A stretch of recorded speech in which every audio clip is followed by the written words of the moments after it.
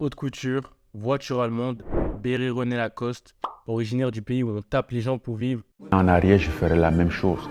Quand on fait ce qu'on fait, t'es méchant. Je tape les gens pour vivre. C'est ça que je fais comme profession. Ambiance mafieuse, 93, Montreuil-sous-Bois.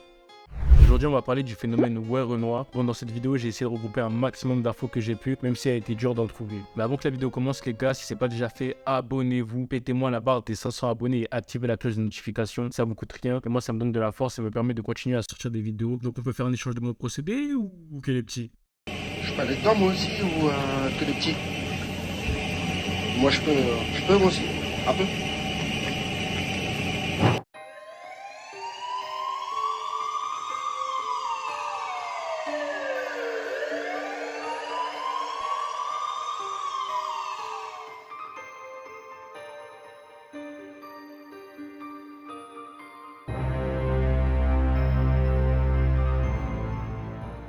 Ouais, Renoir est un artiste du 93, comme beaucoup d'ailleurs, plus précisément de Montreuil-sous-Bois, comme il le revendique souvent dans ses sons. On n'est pas Corota, demande pas pourquoi, c'est Montreuil-sous-Bois.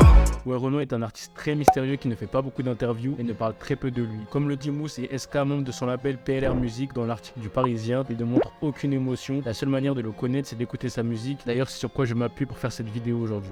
Ouais, Renoir a l'air d'avoir la vingtaine, je dirais entre 25 et 30 ans. Et vu le vécu qu'il raconte dans ses sons, I'm a former team guy.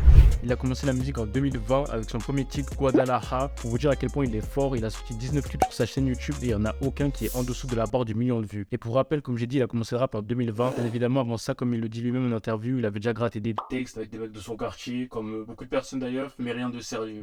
Je vous apprends rien quand je vous dis que beaucoup de rappeurs sont contradictoires. Par exemple, quand ils disent qu'avant le rap c'était la haisse, à la maison il n'y avait pas de quoi à manger, mais que dans d'autres sons ils disent qu'ils n'ont pas attendu le rap pour becter, mais qu'après par la suite certains galèrent pour payer des prods, voire les vols. D'ailleurs, force aux beatmakers qui sont volés leurs prods. Ouais, Renoir, lui, au contraire, il fait clairement comprendre dans ses sons qu'il croquait la vie bien avant la musique. Soleil, je sais pas pourquoi, je fais du rap, j'ai assez d'oseille, de l'argent, j'en fais toutes les nuits, j'en fais tous les jours.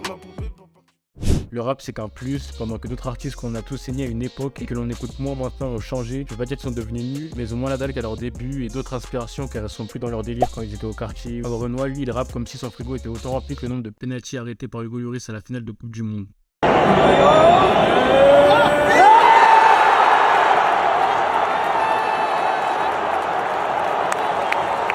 C'est pour ça que c'est un de mes artistes préférés cette année. Il rappe avec la dalle d'un Nino, Niska, Koba à leur début, mais avec le ventre déjà rempli. En tout cas 23 c'est mort, j'arrache fort comme si j'avais zéro thune. Aucun sourire, zéro émotion, il se compare souvent à des escortes, pas dans leur activité bien évidemment, mais dans le fait d'avoir troqué son cœur et ses sentiments contre de l'argent. Évidemment, c'est une manière de métaphoriser le fait qu'il n'a pas le temps pour avoir des sentiments et qu'il préfère faire de l'argent. Il se distingue par son flow avec une énergie qui fait penser aux années d'or du rap. Quand t'écoutes Ouais Renoir, t'as l'impression d'être sur Netflix avec un scénario à la Dogboy ou Narcos. Sa capacité à raconter des histoires captivantes à travers sa musique fait en partie son succès. Sa musique est brute et sombre, ses paroles sont profondes, parle de sujets comme l'amour et l'identité, des trahisons, le quartier. Il ne joue pas de rôle et même quand il se tente à faire des sons un peu plus ouverts pour le grand public comme le son Virus dans son dernier album, un des meilleurs titres de l'album d'ailleurs, il le fait toujours de manière très imagée, sans forcément pousser la chansonnette ou la zumba. Il reste très à l'aise dans ce genre de créneau. Tu dépenses beaucoup de papier pour ta meuf, tu devrais faire la même. Quand tu regardes ses clips, tu vois que ça illustre bien son mode de vie et ses paroles aromatisées avec une touche de cinéma dans ses clips sont cohérents avec l'univers dont je vous parle.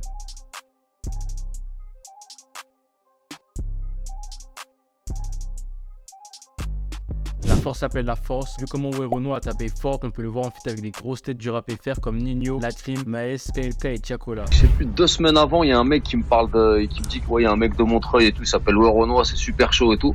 Je sais toujours pas Et qui après, c'est. Sadek, moi. Personnellement, et ce n'est que mon avis, mais après avoir saigné tout son album, et je le saigne toujours d'ailleurs, pour moi c'est clairement top 3 des albums de l'année 2023. Donc c'est pas trop tard pour monter dans le train les gars. Bon, c'est la fin de la vidéo les frères, dites-moi en commentaire ce que vous avez pensé de l'artiste Ouais Renoir. Et si vous avez écouté son album, abonnez-vous, c'est très important pour le développement de la chaîne. Activez la cloche de notification et dites-moi quels artistes vous voulez que je retrace son parcours. Sur ce, bye.